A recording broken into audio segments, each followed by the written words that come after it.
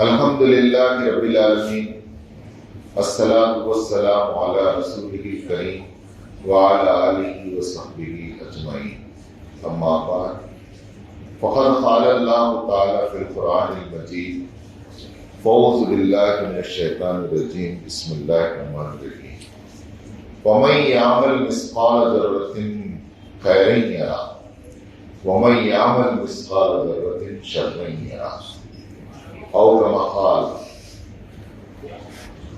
فقد قال اللہ تبارک و تعالی فقد قال رسول اللہ صلی اللہ علیہ وسلم انما الاعمال بالنیات وانما لکل امرئ ما نوى، صدق اللہ وقال کما قال رسول اللہ صلی اللہ علیہ وسلم ان اللہ وملائکتہ یصلون علی النبی یا ایھا الذین آمنوا صلوا علیہ وسلموا تسلیما، اللہم صل علی محمد وعلی آل محمد وبارک وسلم۔ محترم امام و خطیب صاحب، مؤذن صاحب اور مسجد محمدی کے انتظامی کمیٹی کے ذمہ داران، نوجوانوں، بزرگوں، السلام علیکم ورحمۃ اللہ وبرکاتہ۔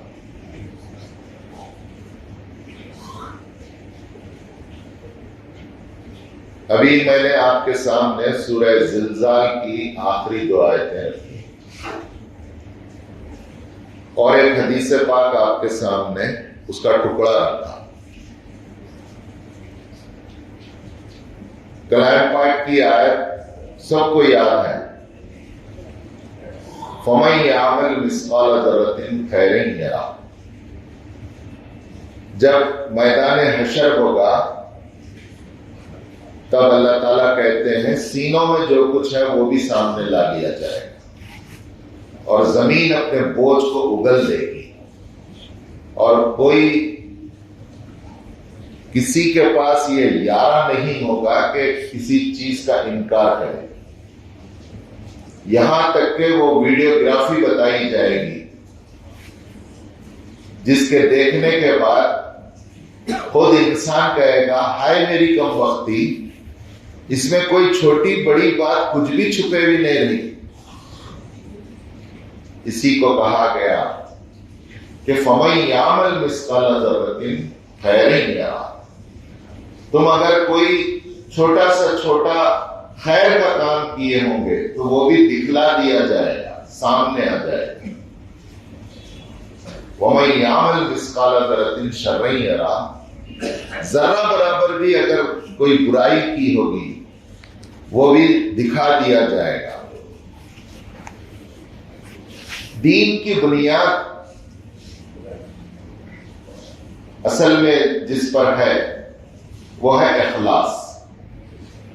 اخلاص کہتے ہیں اللہ تعالیٰ کو بغیر دیکھے غیب پر ایمان لانا، اور ایمان لانے کا مطلب صرف لا الہ الا اللہ پڑھ لینے کا نام نہیں ہے، بلکہ ایمان لانے کا مطلب یہ ہے کہ 24 گھنٹے ہمارے ذہن و فکر پر یہ بات واضح رہے کہ میں اللہ کی نگرانی میں، ان اللہ کان علیکم رقیبا، وہ اللہ جو میرے پل پل کی نگرانی کر رہا ہے، وہ مجھے دیکھ رہا ہے۔ دنیا میں کوئی ایسی جگہ نہیں ہے جہاں خدا نہ ہو اور میں دیکھ رہا ہوں،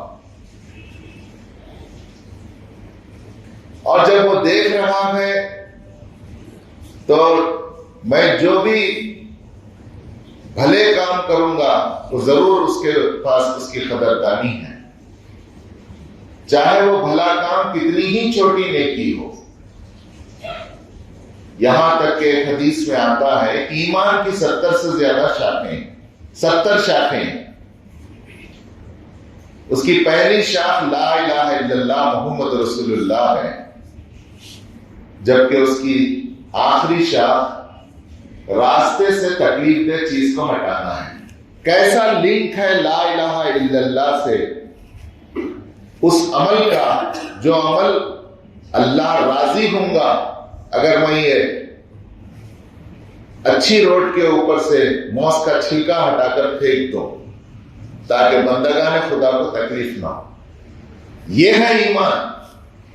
ایمان خالی نماز پڑھ لینا روزہ رکھنے کا نام نہیں ہے. پہلی شاخ لا الہ الا اللہ، اس کے بعد اخلاق، معاملات اور اعمال ایسے ڈھلتے ہیں کہ آدمی ایک چھوٹی نیکی کرتا ہے اللہ سے اجر پانے کے خیال سے، تب کہیں جا کر اس کی پوری زندگی عبادت بن جاتی ہے. اسلام کوئی رسم و رواج اور چند لگے بندے مراسم کا نام نہیں. یہ تو ہم نے بنا لیا ہے دوسرے مذاہب کو دیکھ کر. اسلام نام ہے ہماری پوری زندگی خدا کو حاضر اور ناظر جان کر گزاریں اور اس خیال سے گزاریں کہ مجھے مرنا ہے اور مرنے کے بعد جو کچھ کیا گیا ہے اس کا حساب دینا. فَمَن يَعْمَلْ مِثْقَالَ ذَرَّةٍ خَيْرًا يَرَهُ وَمَن يَعْمَلْ مِثْقَالَ ذَرَّةٍ شَرًّا يَرَهُ. محترم حضرات، میں نے جو حدیث آپ کے سامنے پڑھی، اس حدیث کے متعلق کچھ اہم باتیں آپ کو میں بتانا چاہتا ہوں. میں نے پوری حدیث نہیں پڑھی، گرچہ مجھے وہ حدیث یاد ہے، صرف حدیث کا ابتدائی ٹکڑا آپ کے سامنے پڑھا. ہمارے مسلم معاشرے کے بچے کو وہ حدیث کا ٹکڑا یاد ہے، مکمل حدیث نہیں ہے. وہ حدیث ہے انما الاعمال بالنیات. اعمال کا دار و مدار نیتوں پر ہے. یہ حدیث پوری اس طرح ہے اور اس حدیث کے راوی ہیں حضرت عمر بن خطاب رضی اللہ تعالیٰ. صحیح حدیث ہے. شروع ہوتی ہے انما الاعمال بالنیات. اعمال کا دار و مدار نیت پر ہے. اور اس میں بتایا گیا کہ آگے بتایا گیا آدمی جو کام بھی کرتا ہے جس نیت سے کرتا ہے اسے وہ ملتا ہے. جس نے اللہ کی رضا کی خاطر سفر کیا ہے یا سفر کیا ہے یا کاروبار کی نیت سے سفر کیا ہے یا کسی خاتون سے نکاح کرنے کی نیت سے سفر کیا ہے، فَهِجْرَتُهُ إِلَىٰ مَا هَاجَرَ إِلَيْهِ، تو جس نیت سے اس نے سفر کیا تھا وہی کام ہوگا. اور جو کوئی سفر کیا اللہ کی رضا کی خاطر تو اسے فی سبیل اللہ میں لکھا جائے گا. یہ ہے پوری حدیث. اور اس حدیث کا کمال یہ ہے، کلام پاک کے بعد جو سب سے معتبر کتاب مانی جاتی ہے، بتائیے کون سی ہے؟ بخاری شریف. محدثین کی صفوں میں سب سے پہلے نام آتا ہے امام بخاری رحمۃ اللہ علیہ. انہوں نے بڑے کشٹ کے ساتھ، بڑی محنتوں کے ساتھ صحیح احادیث کو جمع کیا اور بخاری شریف آپ نے ترتیب کی. اس لیے کلام پاک کے بعد کوئی معتبر کتاب جانی جاتی ہے تو وہ حدیث کی وہ کتاب ہے جسے بخاری شریف کہا جاتا ہے. آپ کو یہ جان کر حیرت ہوگی کہ امام بخاری نے بخاری شریف کی پہلی حدیث کے طور پر اس حدیث کو رکھا ہے جس سے بخاری شریف کا آغاز ہوتا ہے. وہ حدیث ہے انما الاعمال بالنیات. اعمال کا دار و مدار نیتوں پر ہے. ٹکڑا ہے حدیث کا، میں بار بار کہہ رہا ہوں کیونکہ ہم سب سیکنڈ ہینڈ انفارمیشن لینے کے عادی ہو گئے ہیں. فرسٹ ہینڈ انفارمیشن ہم کر نہیں ہیں. فرسٹ ہینڈ انفارمیشن بولے تو مطلب کیا؟ حدیث کی کتاب میں بخاری شریف کو خرید کے پڑھنا. پڑھے تو معلوم ہوتا ہے کہ وہ حدیث کا حصہ ہے، ابھی اس کو آگے طویل حدیث. تو امام بخاری رحمۃ اللہ علیہ نے بخاری شریف کی سب سے پہلی حدیث ابتدا کی اس حدیث سے، اور آخری حدیث کون سی رکھی؟ آخری حدیث یہ حدیث رکھی کلمتانی خفیفتانی علی اللسان. دو کلمے ایسے ہیں جو زبان پر بڑے ہلکے، ثقیلتانی فی المیزان، اور یہی دو کلمے میزان ترازو میں بیلنس میں سب سے زیادہ وزنی ہے. حبیبتانی عند الرحمن. یہ کلموں کی تعریف ایسی ہے کہ رحمان کے نزدیک بڑے پسندیدہ ہیں. سبحان اللہ و بحمدہ سبحان اللہ العظیم، کہ اے اللہ سبحان اللہ و بحمدہ، اے خدا تو تمام عیب سے پاک ہے اور تیرے لیے حمد و ثنا ہے اور تو ہی تعریف کے سزاوار ہے. سبحان اللہ العظیم، اے وہ رب ذوالجلال جو بے عیب ہے اور عظمتیں رفتیں اور اس کی چوٹی پر آپ ہیں، اتنی بلندیاں آپ کے لیے ہیں، دوسرے کسی کے لیے نہیں. یہ وہ تسبیح ہے جو بولنے کے لیے آسان ہے، اجر میں زیادہ ہے اور اللہ کو بڑی پسندیدہ ہے. اور امام بخاری نے بخاری شریف کا اختتام اس حدیث پر کیا. محترم حضرات، آج ہم آپ کے سامنے ایک ایسی دلچسپ حدیث سنانا چاہتے ہیں جو یہ قرآن مجید کی اس آیت کو اور اس حدیث کو اچھی طرح ہمارے ذہن نشین کر دے. چونکہ قرآن کی تفسیر سب سے اعلیٰ تفسیر وہ ہے جو قرآن سے کی جائے، دوسری آیتوں سے کی جائے، سمجھایا جائے، سمجھا جائے، اور پھر رسول اللہ صلی اللہ علیہ وسلم کے احادیث سے سمجھا جائے. کیونکہ جس پر قرآن نازل ہوا پیارے نبی صلی اللہ علیہ وسلم کا قلب اطہر ہے، تو آپ صاحب قرآن ہیں. صاحب قرآن نے ان آیتوں کو کیسے سمجھا، ہم اگر ان کے ذریعے سے سمجھیں تو اس کے اندر ایک صحیح اٹریکشن ہے. ادھر ادھر کے بے بنیاد قصے سننے سے اچھا ہے ہم پہلے قرآن اور حدیث کو سن لیں. یہ اتنا انٹرسٹنگ حدیث ہے، آپ ایسے سنیے کہ آپ کو میں ایک ہوم ورک دے رہا ہوں.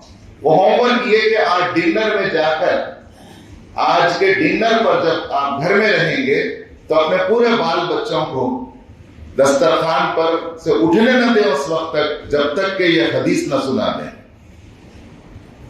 تو آپ جب غور سے سنیں گے، سوئیں گے نہیں، ادھر ادھر چیزوں سے کھیلیں گے نہیں، تبھی تو آپ کو یہ یاد رہے گی.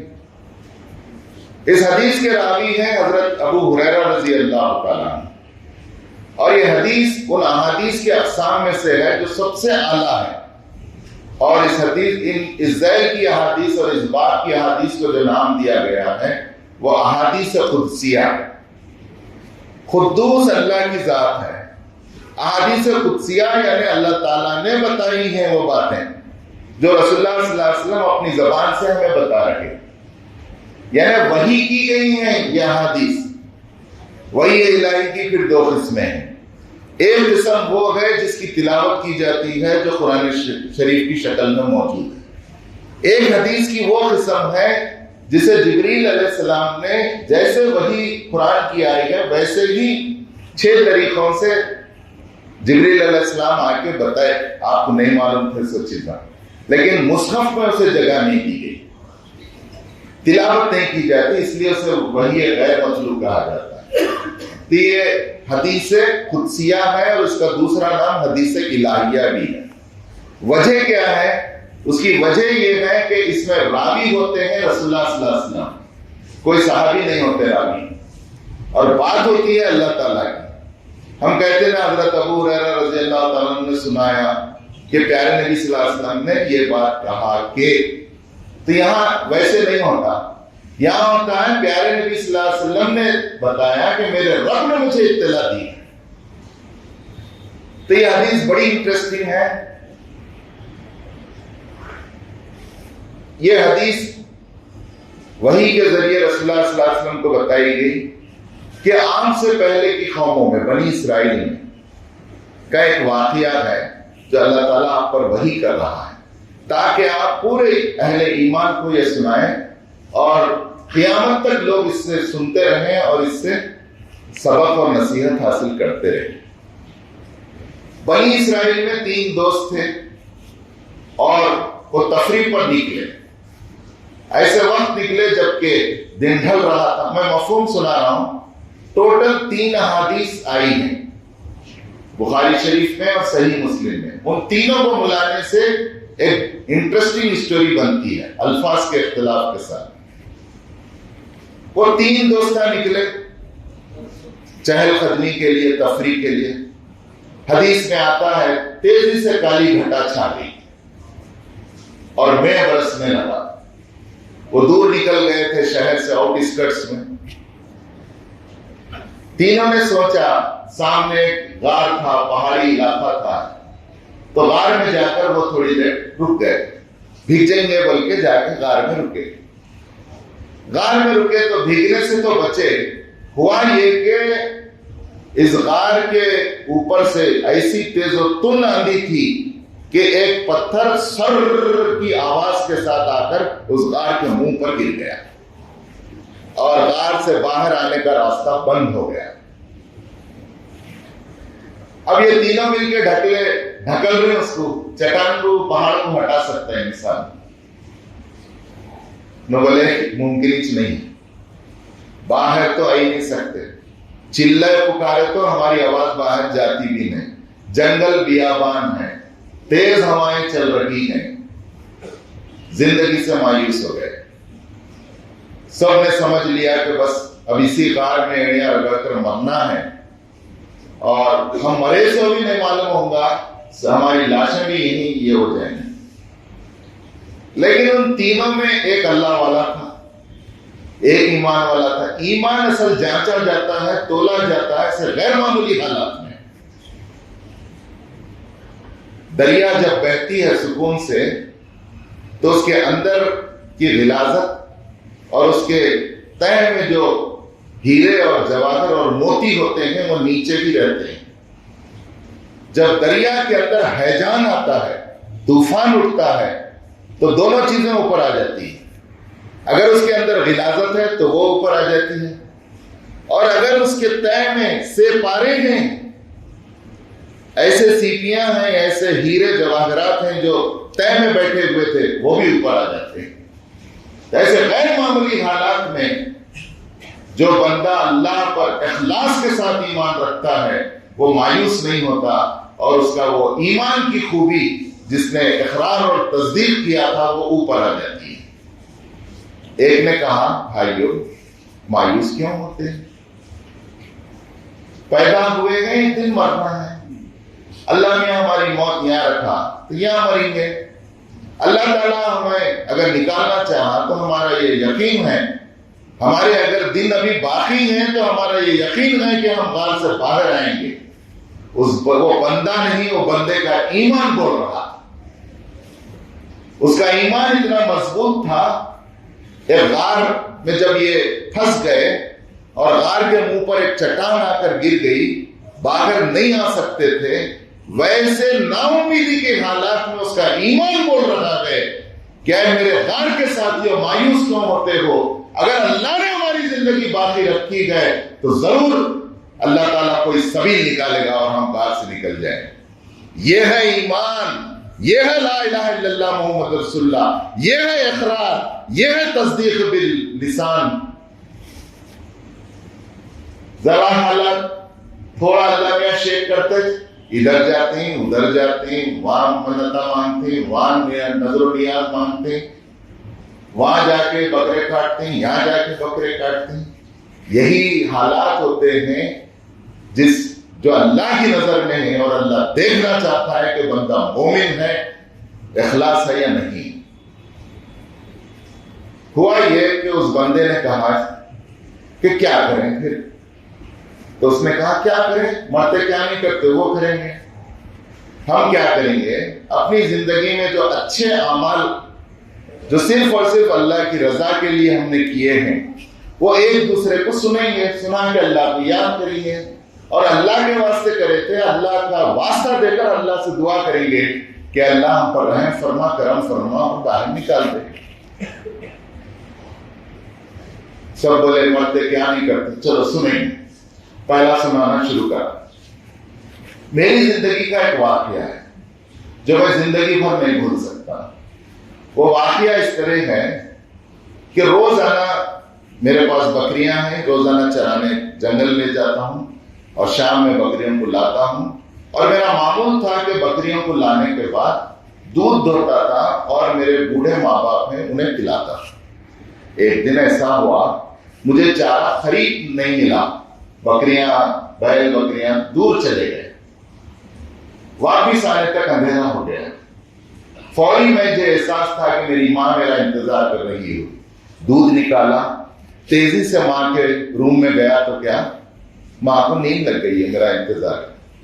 اب میں اپنے آپ پر ملامت کرتا رہا, اے رب تو جانتا ہے وہ دن ہے اور یہ میری زبان ہے, میں کوئی جھوٹ کو نہیں ملا رہا ہوں. تو جانتا ہے اور میں جانتا ہوں. دودھ کا پیالہ لے کر ماں کے سرانے کھڑا رہا. حدیث کے الفاظ ہیں, عالم یہ تھا کہ میری بیوی بچے مجھ سے دودھ مانگ رہے تھے کہ ہمیں دودھ دے دو. حدیث میں آتا ہے بچے بل بلا کر میرے پیروں پر گر گئے تھے. ہے ایمان, ہے ہمت. بچے پیر پہ گر رہی, بڈھی ماں سو گئی ہے. میں اللہ تیری رضا کی خاطر میں نے اپنے بچوں کو دودھ نہیں دیا, اور یہ مناسب نہیں سمجھا کہ ماں کے دودھ پینے سے پہلے بچوں کو دودھ پلاؤں.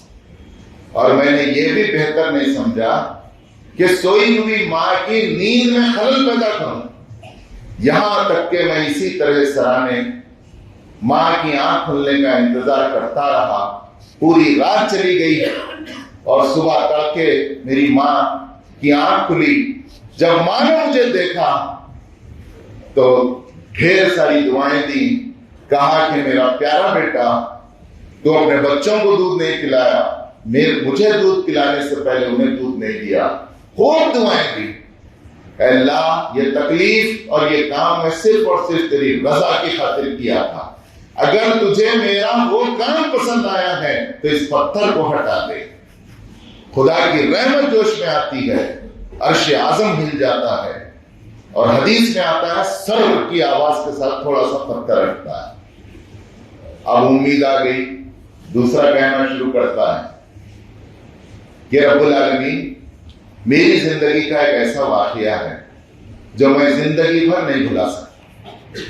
وہ یہ کہ مجھے اپنی جوانی میں چچیری بہن سے عشق ہو گیا, محبت ہو گئی تھی, دل پر آ گئی تھی. میں اس پلان میں تھا کہ کہیں اسے اکیلا پاؤں اور اس کے ساتھ برائی کروں. ایک دن ایسا موقع مجھے مل گیا اور میں اس کے گھر چلا گیا. تو اس نے کہا کہ 100 دینار مجھے دیں تبھی تم میرے ساتھ مل سکتے ہو. تو 100 دینار میں نے محنت کر کے جمع کیا. پھر اب دوسرے ٹائم کا انتظار کرتا رہا, اور جب دوسرا موقع آیا, گھر میں کوئی نہیں تھے, 100 دینار کا بھی پیمنٹ کر چکا تھا میں. اب حال یہ تھا, حدیث کے الفاظ ہیں, میری چچیری بہن کے دونوں رانوں اور پیروں کے بیچ میں اوپر تھا. اس کے قریب تھا کہ میں اس کے ساتھ برائی کرتا. اس بندی نے مجھے کہا کہ اے بندے خدا, اس مہر کو نہ توڑ جس کو اللہ نے لگا دیا, اور صرف جائز طریقے سے اس مہر کو توڑ. اللہ سے ڈر. اے خدا تو گواہ ہے, میں قادر تھا, دنیا کا کوئی فرد مجھے روکنے والا نہیں تھا. گھر میں وہ تھی اور میں تھا. چاہتا تو میں برائی کر گزرتا, پیمنٹ بھی کر دیا تھا. لیکن جو ہی اس نے کہا کہ اے بندہ خدا اللہ سے ڈر اور اس مہر کو غلط طریقے سے نہ توڑ, میں اس کو چھوڑ کر دور ہٹ گیا. اور میرا ایمان مجھے حوصلہ اور ہمت دے رہا تھا کہ نہیں, تمہارا تقویٰ ہے نوجوان, ابھی جا رہا ہے. یہی موقع ہے اس غیر معمولی زندگی کے لمحات میں, جبکہ تم اپنے چچیری بہن جس سے عشق ہو چکا ہے اس کے ساتھ اپنی خواہش, جنسی خواہش پوری کرتے, لیکن اللہ کا نام بیچ میں آنے سے تم ہٹ گئے ہو. میں نے توبہ کی, کہا کہ وہ 100 دینار بھی رکھ لے تو, اور میں نکل گیا. اے خدا, میں نے یہ کام تیری رضا کی خاطر کیا تھا. اگر تجھے میرا یہ کام پسند آیا ہے تو اس پتھر کو ہٹا دے. حدیث میں آتا ہے پھر سر کی آواز کے ساتھ پتھر تھوڑا ہٹتا ہے, لیکن ابھی باہر نہیں نکل سکتا. تیسرا اور آخری شخص کہنا شروع کرتا ہے, میری زندگی کا ایک یادگار واقعہ ہے. وہ واقعہ یہ ہے کہ میں بلڈر, انجینئر اور کنٹریکٹر تھا. مختلف سائٹس تھے, میرے کام چل رہے تھے. ایک سائڈ پر ایک مزدور کو میں لگایا، مزدوری بھی طے ہو گئی. ہوا یہ کہ سب طرف پیمنٹس کرتے کرتے جب آیا تو اس دن ذرا لیٹ اپنے اس سائٹ پر پہنچا جہاں ایک مزدور کو میں نے لگایا تھا، اس نیت سے کہ میں جلدی جا کر اس کی مزدوری دوں. لیکن وہ بیچارہ مزدور 5 بھی بج گئے ہوں گے، 6 بھی بج گئے ہوں گے، 7 بھی بج گئے ہوں گے، وہ انتظار کر کر کے چلا گیا. اب میں اپنا ہاتھ ملتا رہا ہے، خدا اس کی مزدوری باقی ہے، نہ موبائل نمبر ہے، نہ آتا ہے، نہ پتہ ہے، کیسا دوں میں اس کی مزدوری؟ میرے ایمان نے مجھے سجائی دیا، ایک مشورہ میرے دل نے، ایمان نے مجھے دیا. جب میں نے یہ نیت کر لی کہ یہ پیسہ 500 روپئے فرض کر لیجئے یہ مزدوری ہے، یہ پیسہ میرا نہیں اس مزدور کا ہے. اور میں نے سوچا کہ اس 500 روپئے سے، ایک دن کی مزدوری سے، میں اس کے نام پر کاروبار کروں گا اور دعا کرتا رہوں گا، کوشش کرتا رہوں گا کہ پتہ چلے. اور جب بھی وہ آئے گا وہ کاروبار میں جتنا نفع ہوگا بس اسی کا ہوگا، کیونکہ اس کے نام پر میں نے شروع کیا ہے. دن گزرتے گئے، مہینے بیتتے گئے، سال گزر گئے. ایک دن میں اپنے فارم ہاؤس میں بیٹھا ہوا ہوں، ایک مزدور قریب آیا اور آ کر کہنے لگا، اے بندے میری ایک دن کی مزدوری دے. میں خوشی سے جھوم گیا، اسے گلے لگایا اور چمبر سے باہر آ کر اسے اس فارم ہاؤس کی طرف لے گیا جو 500 روپے ایک دن کی مزدوری سے اس کے نام پر میں نے کاروبار شروع کیا. اور باہر سے کہا کہ جاؤ اس باغ میں، جو کچھ ہے مزدوری تمہارا ہے، میرا حصہ کچھ ہے. حدیث میں آتا ہے، اس نے کہا ہے سیٹ صاحب کیوں مذاق کر رہی انجینئر صاحب، غریب کئی کا مذاق اڑا رہے، 500 روپے دیو ایک دن کی مزدوری میرا میں چل رہا ہے.